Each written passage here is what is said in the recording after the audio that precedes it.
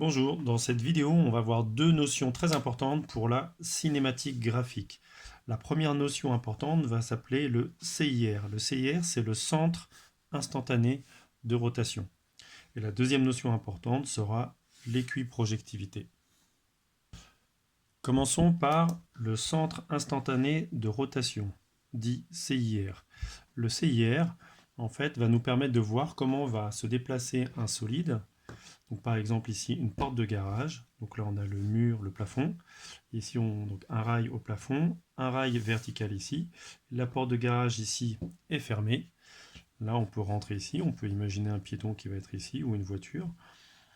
Et donc, du coup, comment fonctionne une porte de garage? J'ai cette partie-là qui va venir coulisser dans le rail qui est ici, pendant que la partie basse va coulisser sur le rail vertical ici. Ce qui fait que la combinaison des deux va générer un mouvement qui va être celui-ci. Et là, on va se poser la question, quel est le mouvement de ce solide-là, à savoir de la porte du garage? Alors, avant de commencer ça, je vais vous rappeler qu'effectivement, quand on a un solide en rotation autour d'un axe, ici, là, ça va être son centre. Si je prends un point, n'importe lequel, qui va être, donc là, sens de rotation, je vais l'appeler oméga ici. Si je prends un point ici, un point A ici, ça, c'est le rayon. Et ici, la direction de la vitesse, quand je tourne comme ça avec ce rayon-là, je vais avoir une vitesse qui va être tangente ici, à savoir perpendiculaire au rayon. Et cette vitesse, ça va être oméga fois R. Hyper classique. Si je prends n'importe quel autre point ailleurs, sur le rayon, donc si je prends par exemple hop, ce point-là ici, tac, il va avoir le même rayon ici, et sa vitesse elle être aussi tangente à la trajectoire ou perpendiculaire au rayon. Et sa vitesse, V, sera du oméga fois R. Alors qu'est-ce qu'on constate ici? C'est que les vitesses sont perpendiculaires au rayon. Et quelle que soit la vitesse que je vais choisir, si je prends une vitesse n'importe où ici, je vais pouvoir tracer son rayon ici. Alors son rayon sera un petit peu différent, il est plus petit, hein. Donc je vais faire un petit R comme ça, et sa vitesse va être perpendiculaire au rayon. Elle va partir comme ça, donc là avec une vitesse plus petite, mais perpendiculaire au rayon. Et ma vitesse sera toujours le oméga ici, la vitesse de rotation du solide, mais par contre, au lieu d'avoir grand R comme rayon, elle aura petit r comme rayon. Donc la vitesse, ce sera toujours du oméga, même vitesse, quel que soit le point que je vais choisir, A, B ou C. Le rayon, c'est le rayon du point par rapport à son centre. Ici, vitesse en C, là. Et mes vitesses, par contre, seront toujours perpendiculaires au rayon. Voilà ce qui est super important. Ou si vous voulez, on peut le dire autrement. On peut dire que l'intersection des perpendiculaires aux vitesses, donc la perpendiculaire à cette vitesse, c'est le rayon, la perpendiculaire à cette vitesse, c'est le rayon, la perpendiculaire à cette vitesse, c'est le rayon. L'intersection des rayons, c'est le centre. Qu'est-ce que ça donne appliqué à ma porte? Si je reprends ma porte, j'ai bien conscience qu'effectivement mon solide, ici la porte, va se mettre à tourner. Mais autour de quoi? Quel est le centre de rotation de la porte? Alors si je ne prends pas ce point particulier ici, je la mets comme ça. Donc ça veut dire que j'ai le bas qui va être ici et le haut qui va être ici. Ma porte, à cet instant-là, je vais la dessiner en violette, ma porte est comme ça à cet instant-là. À ce moment-là. Donc ça, j'ai représenté une roulette ici, les roulettes vont rouler dans le rail ici. La vitesse de la roulette va être dirigée comme ça, vers le haut, ici. La vitesse de cette roulette va être dirigée comme ça, horizontalement. Et si je fais exactement le même schéma qu'ici, à savoir les perpendiculaires, donc je vais tracer la perpendiculaire ici à ma vitesse, donc cette vitesse, si je dessine la perpendiculaire, elle est verticale, tout simplement. Donc je vais dessiner une verticale, comme ça. Et si je dessine la perpendiculaire à cette vitesse, elle va être horizontale. Voilà. Ça, si je ne l'ai pas tracé assez long, tac. L'intersection des perpendiculaires aux vitesses va me donner le centre de la rotation, que j'ai noté ici, I. Je vais l'appeler I1 par exemple ici. Ça, c'est ce que je vais appeler justement le centre instantané de rotation. Pourquoi centre de rotation, on connaît, et pourquoi instantané? Parce que si je dessine ma porte à un autre moment. Donc ma porte, elle était comme ça. Elle continue de s'ouvrir. Je vais la dessiner à cet instant-là. Donc ça veut dire que j'ai une roulette globalement qui est ici, et puis l'autre roulette qui va être ici à peu près. Tac. Je vais la dessiner d'une autre couleur. Ça veut dire que ma porte se retrouve comme ça à ce moment-là. À un autre instant. Si je dessine ces vitesses, la vitesse de la roulette ici va être toujours horizontale, dans ce sens-là. Celle-ci va toujours être verticale dans ce sens-là. Donc si je dessine la perpendiculaire à ma vitesse, elle sera horizontale, puisque ma vitesse est verticale, le rayon, lui, sera horizontal. La perpendiculaire à la vitesse. Si je dessine la perpendiculaire à cette vitesse-là, ça va être un trait vertical. L'intersection de ces deux droites, des deux perpendiculaires aux vitesses, va me générer un deuxième centre ici. Je vais l'appeler celui-ci I2. Et voilà, ça veut dire quoi? Ça veut dire que dans cette position-là, le centre de rotation est ici. Dans cette position-là, le centre de rotation est ici. Et ainsi de suite. Donc ça veut dire quoi? Ça veut dire que ma porte, en se déplaçant, le centre de rotation de la porte va changer. C'est pour ça qu'on va parler de centre instantané de rotation, car il va évoluer dans le temps. Donc là, je vais avoir une position du centre de rotation. Alors, à l'origine, on peut même s'amuser à le dessiner ici. Ma vitesse à l'origine, elle est ici, avec une vitesse qui est là, ici.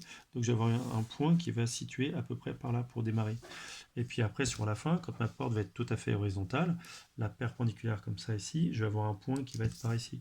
Donc en fait, si j'interpole un petit peu avec ces 4 points que j'ai dessinés, je vais avoir un truc qui va être un peu, c'est peut-être pas tout à fait ça, mais ça va être la trajectoire, je vais le noter comme ça, trajectoire du CIR pendant que ma porte va s'ouvrir. Au début, mon centre de rotation va être ici, petit à petit, il va se déplacer là. Donc le centre de rotation, c'est la perpendiculaire, c'est l'intersection des perpendiculaires aux vitesses, comme ici. Donc en chaque instant, je pourrais tracer mes perpendiculaires aux vitesses, centre de rotation, perpendiculaire aux vitesses, centre de rotation, et ainsi de suite. Voilà ce qu'est la notion de CIR. Donc la deuxième notion, c'est l'équiprojectivité. Donc équiprojectivité, vous entendez deux choses, équi qui veut dire égal, projectivité qui veut dire projection. C'est quelque chose que nous avons déjà vu avec le produit scalaire au premier semestre. Alors je vais vous le présenter d'abord sur un exemple simple ici, et après je vais vous le présenter sur la porte de garage. Donc j'imagine un solide n'importe lequel, que je vais appeler solide 1, avec un point A ici et un point B ici sur mon solide, et ce solide va être en rotation par rapport à un bâti que je vais noter 0. Mais je ne sais pas trop comment il tourne. Il tourne un peu comme la porte de garage, il peut avoir le mouvement qu'il veut, peu importe. On va dire que le centre de rotation va être par exemple ici, là. Donc ça, je vais l'appeler I de 1 par rapport à 0. Ça, c'est quoi? C'est le CIR, le centre instantané de rotation, du solide 1 par rapport à 0, comme on a fait pour la porte de garage. Ça veut dire quoi? Ça veut dire que c'est le centre de rotation de ce solide-là à ce moment-là. Donc, quand je vais vouloir construire les vitesses, les vitesses seront perpendiculaires au rayon. Donc la vitesse en A, si je construis son rayon ici, la vitesse va être perpendiculaire à ce rayon-là. Donc là, je vais tracer une perpendiculaire avec ma règle, voilà, parce que j'ai pas de super règle qui va bien, enfin d'équerre qui va bien. Donc là, je fais attention à me mettre bien sur les repères ici. Et là, je trace une perpendiculaire. Voilà. Admettons que en A, je connaisse la vitesse et que là, ce soit cette longueur-là. Voilà.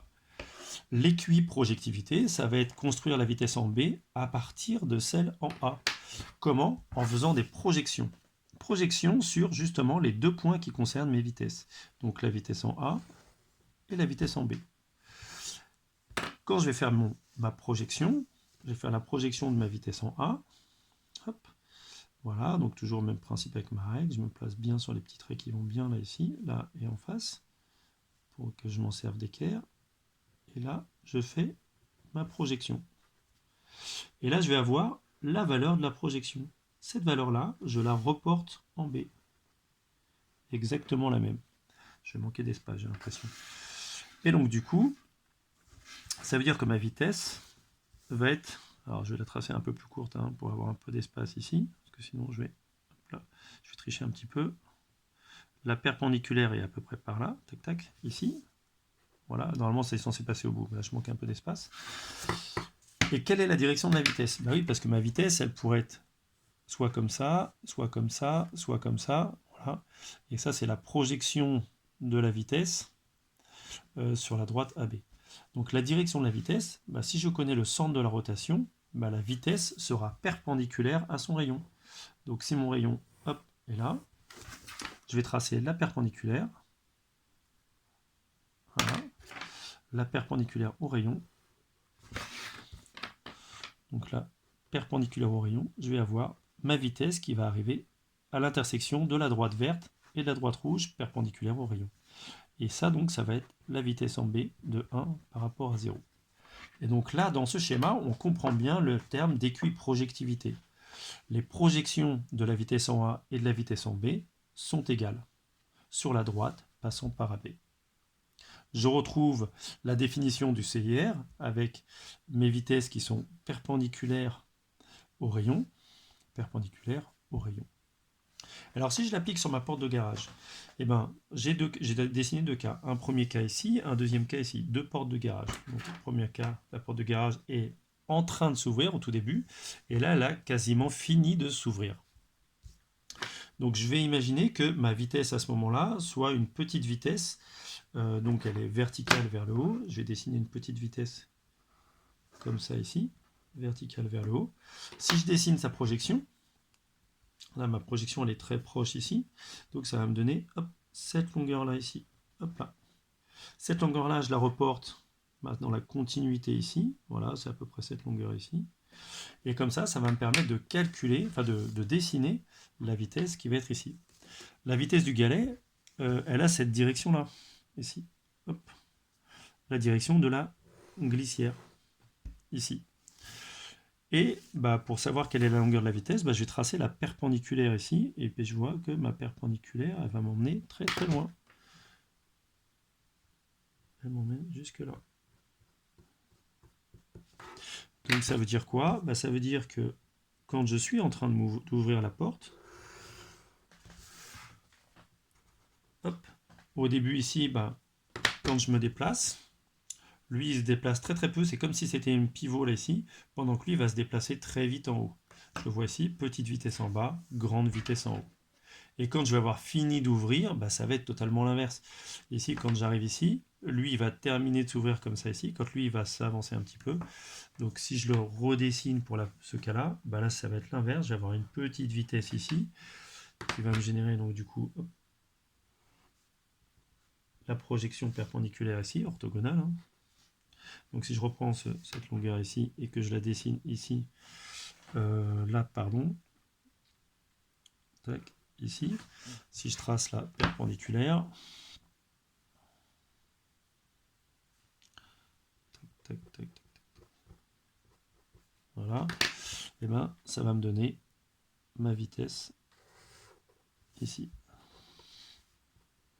Voilà. Donc ça veut dire quoi? Bah, ça veut dire que quand j'ai une petite vitesse ici, et là ici je vais avoir une grande vitesse, et quand j'arrive ici, plus je vais monter, plus la vitesse va augmenter, et là ici la vitesse va ralentir ici de ce côté-là. Voilà. Voilà ce qu'est le CIR. Maintenant on va passer à l'application sur les différents exercices.